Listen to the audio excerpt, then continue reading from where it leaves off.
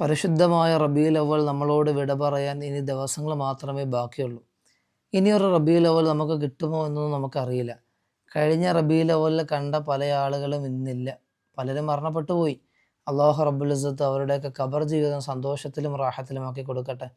ഈ റബീഉൽ അവ്വലിൽ കഴിഞ്ഞ റബീഇനേക്കാളും എന്തൊക്കെ നേട്ടങ്ങളാണ് നമുക്ക് ചെയ്യാൻ കഴിഞ്ഞിട്ടുള്ളത്, എന്തൊക്കെ സ്വലാത്തുകളാണ് നമുക്ക് ചൊല്ലാൻ കഴിഞ്ഞിട്ടുള്ളത്. കഴിഞ്ഞ വർഷം നമ്മൾ ചെയ്തതിനേക്കാൾ കൂടുതൽ ഈ റബീഉൽ അവ്വലിൽ ചെയ്യാൻ നമുക്ക് കഴിഞ്ഞിട്ടുണ്ടോ? നമ്മളൊന്ന് വിചിന്തനം നടത്തേണ്ട സമയം കൂടിയാണ്.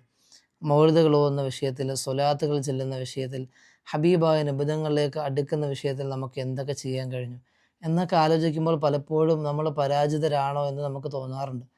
ഈ റബീഉൽ അവ്വൽ ധാരാളമായി സ്വലാത്തുകൾ, സലാമുകൾ ചെല്ലാൻ പലപ്പോഴും കഴിയാത്ത ആളുകളുണ്ടാവും. നമ്മുടെ ജീവിതത്തിൻ്റെ തിരക്കുകൾ അങ്ങനെയാണ്. നമ്മുടെ ജീവിതത്തിൻ്റെ തിരക്കുകൾക്കിടയിൽ പലപ്പോഴും നന്മകൾ ചെയ്യാൻ കഴിഞ്ഞുകൊള്ളണമെന്നില്ല.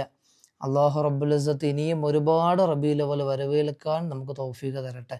അതുകൊണ്ട് എൻ്റെ ശബ്ദം കേൾക്കുന്ന എൻ്റെ വിശ്വാസികളോട്, സഹോദരങ്ങളോട് പറയാനുള്ളത്, ധാരാളം സ്വലാത്തുകൾ ജീവിതത്തിൽ ചൊല്ലണം. അതുപോലെ ധാരാളം സുന്നത്തുകൾ നമ്മൾ മുറുകെ പിടിക്കണം. അല്ലാഹു റബ്ബുൽ ഇസ്സത്ത് തൗഫീഖ് നൽകട്ടെ. നമ്മുടെ ആഖിബത്തിന് അല്ലാഹു നന്നാക്കി തരട്ടെ. നാളെ ഹബീബായ നിബിധങ്ങളോടൊപ്പം സ്വർഗത്തിൽ കടക്കാൻ സാധുക്കളായ നമുക്കും നാമുമായി ബന്ധപ്പെട്ടവർ, നമ്മുടെ കുടുംബങ്ങളിൽ നിന്ന് മരണപ്പെട്ടു പോയവർ എല്ലാവർക്കും അല്ലാഹു തൗഫീഖ് നൽകി അനുഗ്രഹിക്കട്ടെ.